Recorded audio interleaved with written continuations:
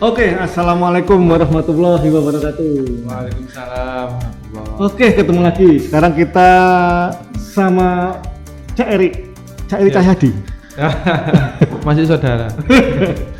Erik Saputra. Ini kalau kelihatan dari kostum yang dipakai ini kelihatan kalau kita akan membicarakan masalah Persebaya. Siap. Oke, tapi sebelumnya mungkin kita ini ya turut inilah berdoa semoga kapal selam Nenggala 402 yang saat ini masih belum ditemukan bisa segera ditemukan. Amin. Dengan selamat. Amin. Oke, Pak Eri. Mas Siap, Eri ya, Mas Eri apa Cak Eri? Iya, Cak lah, Cak Surabaya. Ya. Iki jadi bonek mulai kapan? Saya dari kelas 4 SD. Oh, Sudah nonton SD. Iki bonek. Wis nonton nang stadion lho. Sudah. Iya. Pertama kali itu Persebaya lawan Semen Padang dengan skor 4-0. Masih ingat saya. Sing ngajak sapa awal? Bukan ngajak, tapi keinginan sendiri untuk menonton ke sana. Akhirnya saya bareng tetangga saya Oh no. nonton. Itu masih di mana? Stadion mana? Tambak Sari. 10 November ya? 10 November. Oh, luar biasa. Berarti kan memang kecintaan dari kecil ini wis seneng sama Persebaya. Iya, mungkin sudah dari lahir ya. Sampai sampai cerita ya, sampai anak saya itu lahir di bulan dan tanggal yang sama lahirnya Persebaya 18 Juni. 18 Juni. Iya. Oh, luar biasa. Saking cintane paling pas lahir bojone ojo sih ngene ngono. Sudah intinya sudah mendarah daging, bener ya? Darah daging. Ya. Berarti mengalami ya fase-fase apa ya? Bonek dari yang mungkin dulu dikatakan ugal-ugalan. Oh iya, Orang masih takut sama bonek hingga sekarang kan udah transformasi menjadi yang lebih bagus lah istilahnya. iya. Masih teringat dulu itu sering teman-teman bonek itu gandol ya. Nah, benar. Itu gandol sampai akhirnya transformasi ke sini. Alhamdulillah bonek bisa ditata dengan rapi, bisa yang tadinya bonek statement dari warga atau masyarakat itu yang buruk, akhirnya citra bonek sudah sedikit demi sedikit naik jadi citra yang baik. Jadi mengalami itu ya fase. Sangat mengalami. Dulu kalau masuk stadion tak bayar bobol. Kalau saya nggak pernah. Nggak pernah. Pasti bayar terus. Itu mendukung bener yang ini. Iya. Sampai sekarang di GBT, benar ya? GBT ya. Dari tiket ini awal tiket berapa masuk? 12.000 sekarang minimal menjadi 50. 50.000. Itu ngawali bener dari tiket 12.000 sampai 50.000. Iya, 50.000. Itu dibelani bener ya? Iya, Kak. Itu tiket itu ya dulu kelas SD ya nyelengi Mas. Oh. Dulu itu saya justru mengalami hal-hal yang seperti itu dari mulai gandol sampai naik sepeda motor sendiri bareng tetangga ya. Jadi gandol sudah pernah ya kan. Naik sepeda motor sendiri juga pernah. Terus bareng tetangga juga pernah. Jadi sudah mengalami anu lah, asam garam jadi bonek. Iya bener ya, jadi ya, bonek. belum. Masih jauh yang lebih pengalaman dari saya.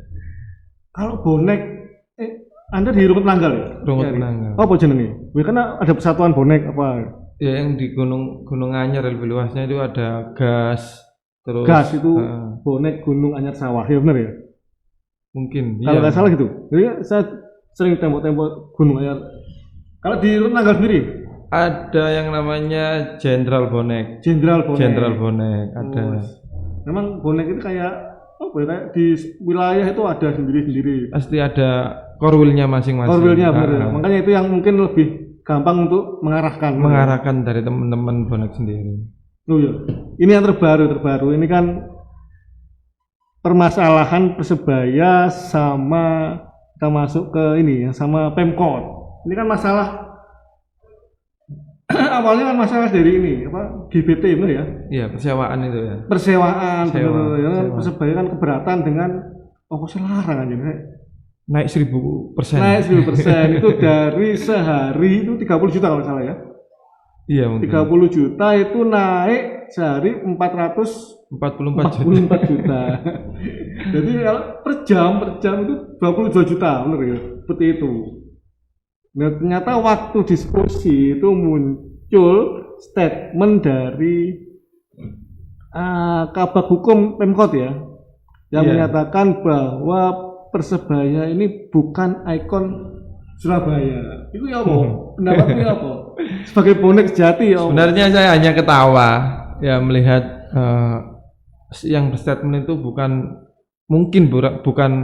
asli Surabaya atau bukan bonek atau bonita. Ya hambar lah kita bilang bahwasanya Persebaya itu bukan ikon dari Surabaya. Persebaya kemana-mana itu membawa lambang dari Suro dan Boyo yang tengah-tengahnya ada logo Persebaya Tugu Pahlawannya, iya. Tetap ada Tugu Pahlawan sama Surabaya. Itu kan walaupun bisnis itu sangat mempengaruhi citra dari kota Surabaya. Jadi naif lah kalau bicara kalau itu bukan benar. ikon Surabaya benar. Meskipun saat ini emang Surabaya dikelola oleh swasta ya. Iya. Oleh Pak Asrul Ananda ya. Iya. Ya seperti kita sebelumnya tadi diskusi Cak Yuda ya. Rujak Cingur kan asli Surabaya. Benar. Kenapa kok dibilang itu ikon Surabaya? Bahasanya tapi pada kenyataannya Rujak Cingur itu dikelola oleh swasta. Tapi Pemkot Surabaya memberikan wadah Festival Rujak Cingur. Itu kan sangat naif atau sangat hambar sekali kalau dibilang Persebaya itu bukan ikonnya Surabaya.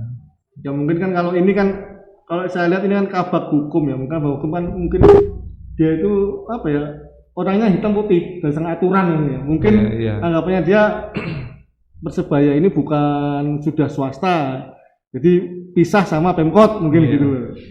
Nah, itu kan, tapi kalau di hatinya warga Surabaya itu nggak mungkin seperti itu. Iya, nggak mungkin. Nggak mungkin lah. Yang cinta Persebaya itu bukan hanya warga Surabaya loh. Benar. Warga Madura, Lumajang, Mojokerto, Pasuruan tuh banyak yang cinta Persebaya. Kenapa yang kita asli Surabaya kok tidak menerima Persebaya di Surabaya? Itu juga pertanyaan juga itu, benar ya. Makanya kemarin di media sosial tuh rekan-rekan bonek, agak sedikit emosi. Iya. Itu saya ikuti itu di salah satu berita itu sampai mencari media sosialnya, luar biasa. Nyerang media sosialnya Ibu Ira Tursi itu. Tapi yang mungkin tadi loh, mungkin dia Kabag Hukum ya mungkin. Lihatnya cuma berdasarkan A, B itu B, jadi mungkin dia juga mungkin lupakan sisi historisnya mungkin. Kalau sebelumnya dipegang swasta kan memang nggak bisa dipisahkan Surabaya dengan Persebaya ini. Iya, ya pasti karena memang kalau regulasinya PSSI kan harus dipegang oleh swasta. Swasta lepas dari Pemkot seperti itu kan berdasarkan regulasi. Itu awal sejarahnya kan berdirinya ya dari kota Surabaya ini. Iya, dan jangan lupa Persebaya itu salah satu pendiri dari PSSI loh. Nah, itu dia. Itu sejarah awal adanya Persatuan Sepak Bola Seluruh Indonesia. Dan di situ anggotanya salah satunya Persebaya. Jenengnya seketok ya. Persebaya, Persatuan Sepak Bola Surabaya. Jadi kalau dipisahkan jelas nggak mungkin lah, benar ya. Tapi akhirnya saat ini sudah ada inilah titik terang. Iya. Jadi Persebaya Pemkot sudah mau menurunkan ini ya biayanya untuk agak sewa dari Gelora Bung Tomo menjadi kalau nggak salah hampir 50%, 11 juta per jamnya. Per jam. Itu sudah lumayan lah. Persebaya mampu seperti itu. Ya jadi harapannya tetap Persebaya tidak akan main di luar kota Surabaya. Itu harapannya benar seperti itu ya, benar kan? Iya, harapan kita semua memang seperti itu. Bagaimanapun Persebaya itu punyanya Surabaya, bukan punyanya kota lain. Masa Persebaya nang Sidoarjo. Yo ojo lah. Ya, walaupun kita melihat GBT direnovasi menyambut Piala Dunia U20. Terus kalau sudah berjalannya Piala Dunia U20, GBT buat apa? Kalau tidak buat pertandingan Persebaya. Nah, benar, sepi lah. Nah, iya pasti. Jadi museum kan. Pasti yang penyewa tetap dan terbesarnya pasti Persebaya. Persebaya pasti. Dan itu juga menjadi hiburan tersendiri dari warga kota Surabaya, benar kan? Jadi kan Persebaya sampai hengkang gara-gara ini kan dari kota lain yuk sangat disayangkan sekali. Tapi ini kira-kira dari progres Persebaya sendiri kita bicara untuk mengarungi dari Liga 1. Oh iya. Liga 1 kan mau tanding Juli kan? Tanggal 3 kalau nggak salah. Iya, dari PSSI seperti itu. Kalau progresnya sangat baik sekali dari Persebaya. Saya melihat Piala Menpora kemarin itu yang diturunkan adalah asli pemain dari jebolan sekolah sepak bola dari Persebaya sendiri ya. Tanpa adanya pemain asing. Juga sebagian besar arek Surabaya. Arek Surabaya. Jadi tanpa pemain asing, mungkin satu-satunya klub yang ada di Indonesia kemarin yang ikut Piala Menpora kemarin itu Persebaya tanpa pemain asing loh ya. Tanpa pemain asing, juga tanpa pemain yang naturalisasi. Benar. Jadi progresnya ini Coach Aji ini sangat baik sekali melihat potensi yang ada di Surabaya ini untuk ditampilkan di Liga 1. Melihat kemarin ada Marcelino yang umurnya masih belum 17 tahun sudah masuk Persebaya, itu sangat, bagi saya itu adalah masa depan dari Persebaya sendiri sangat cerah untuk 3 tahun ke depan. Itu kalau pemain ini stok pemainnya itu sangat baik sekali. Masih ada Supriyadi ya kan, masih ada Rizky Ridho, itu adalah jebolan timnas semua juga. Benar.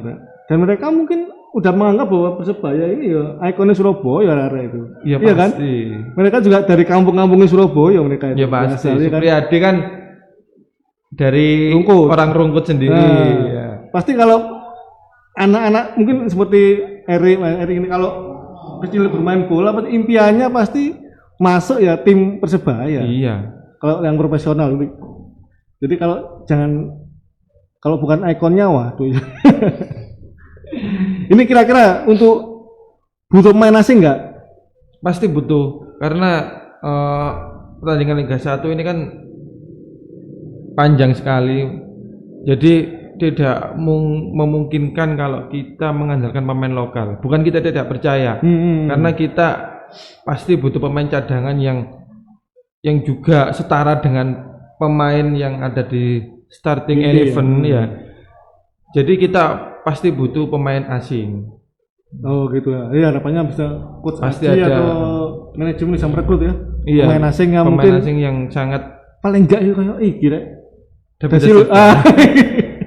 Harapan cuma bonek. Harapan cuma bonek David Silva ya. Seperti itu. Tapi wis nang Hongkong enggak salah. Di kontrak kalau enggak. Malaysia. Kan udah kontrak Hongkong, saya lupa ya. Udah kontrak Malaysia berarti. Iya. Enggak bisa berarti kan setahun ini berarti. Akhir musimnya sana itu bulan Juli.